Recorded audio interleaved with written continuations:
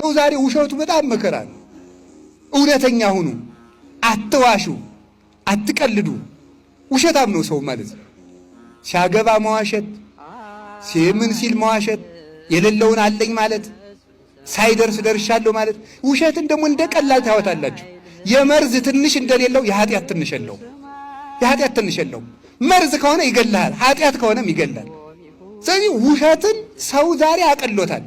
ኃጢአት የሚመስለው ወይ መግደል ወይ ዝሙት ብቻ ነው የሚመስለው፣ ወይ መስረቅ ነው።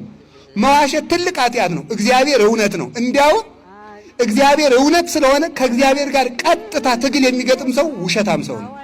እግዚአብሔር እውነት ነውና አትዋሹ፣ እውነተኛ ሁኑ። የሌላችሁን አለኝ አትብሉ፣ ያላችሁን የለኝም አትበሉ። ከቃሉ ጋር ናችሁ። እግዚአብሔር ከሁላችን ጋር ይሁን። እስመ ሐሰት ርዕሰ አመፃ፣ ሐሰት የክደት ሁሉ ራስ ነው፣ የኃጢአት የበላይ ነው።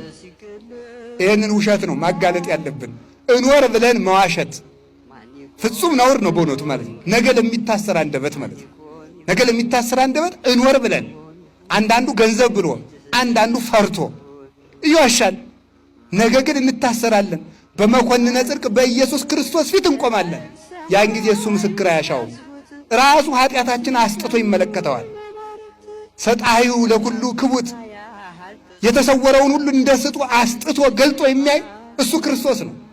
በክርስቶስ ፊት በቆምን ጊዜ ዛሬ በልብስ የሰወርነውን፣ ዛሬ በቀሚስ የሰወርነውን፣ እንደ መነኩሴ ዛሬ በቆብ የሰወርነውን፣ ዛሬ በካባ የሰወርነውን፣ ዛሬ በሻሽ በቀሚስ በመስቀል የሰወርነውን፣ እናንተ ደግሞ በነጠላ የሰወራችሁትን፣ በዝክር የሸፈነውን፣ በመመስወት የሸፈነውን ሌብነት ክርስቶስ ነገ አውጥቶ ይገልጠዋል።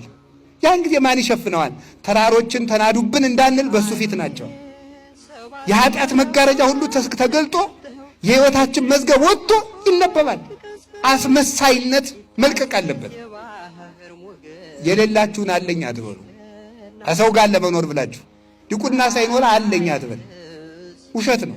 ሴቱም ድንግልና ሳይኖራችሁ ነኝ ብላችሁ በተክሊል አታውቁ። ውሸታም ሁሉ የምትዋሹትን ማለት ነው። የማያትዋሹትን አላልኩ። እንዲህ ማድረጋችንን መተው አለብን። እግዚአብሔር ይቀለዳል? እግዚአብሔር ይዘበትበታል? አይዘበትበትም። ሳንታረቅ የታረቅን ምስል ማስቀደስ ውሸት ነው ይሄ።